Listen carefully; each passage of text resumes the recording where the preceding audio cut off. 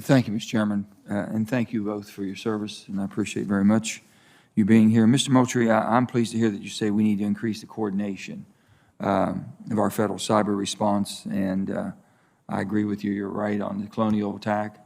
So my question would be, how do you intend to ensure that intelligence that DOD is gathering about cyber threats is shared across federal government, which we have a hard time coordinating right now?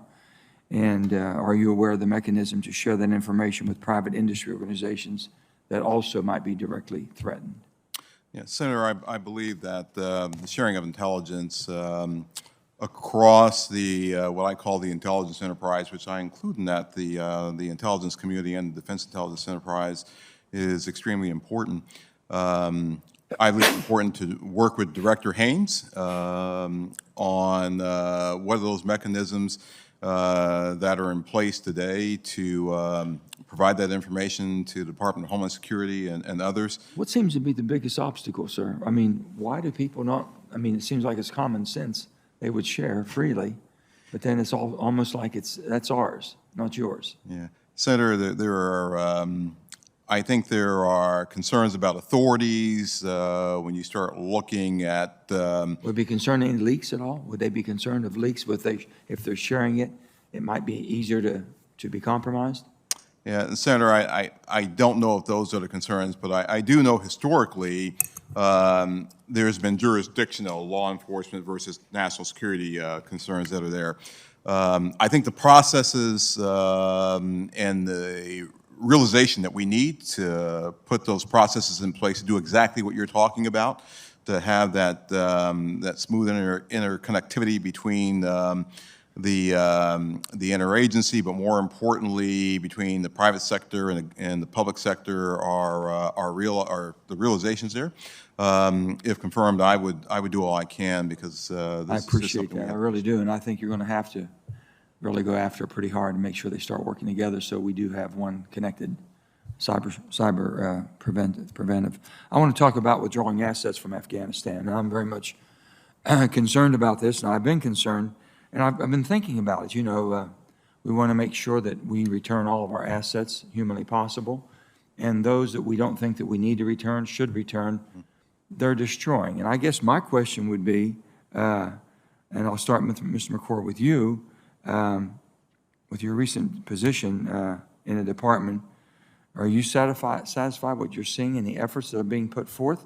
And do you believe it's the best policy for the United States of America, after all that we have spent, after all that we have endured, after all the blood that has been shed there by Americans, that on top of that, now we destroy everything that we're leaving out of that to even make them think, who are these Americans? They have no value for anything whatsoever, so rather than having someone that might get use out of it, we'll just destroy it. Are we afraid it's going to get in the wrong hands? Because I don't know who the right hands are over there. So I would assume it's all been in wrong hands. So why start destroying stuff now?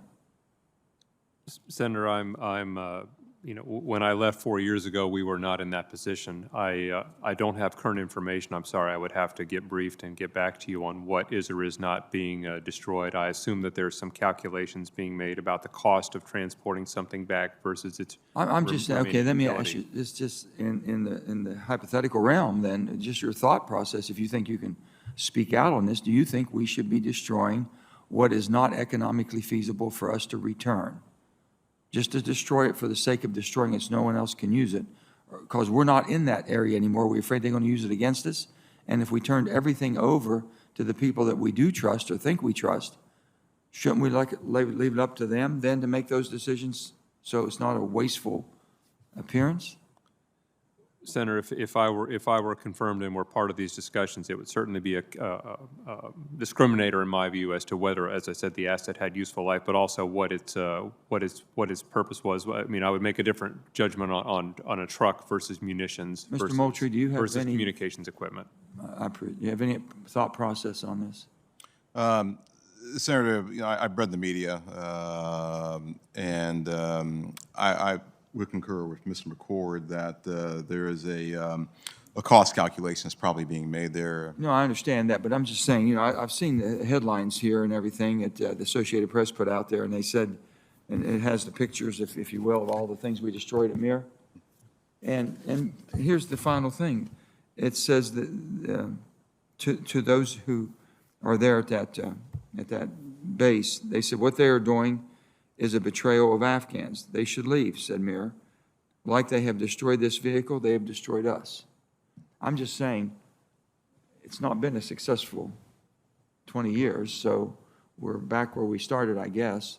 But on top of that, to see the Americans' mindset of assets and value and cost and things of that sort, I just don't know if it's doing that.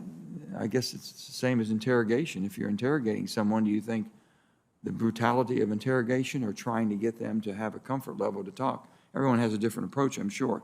This doesn't make any sense to me.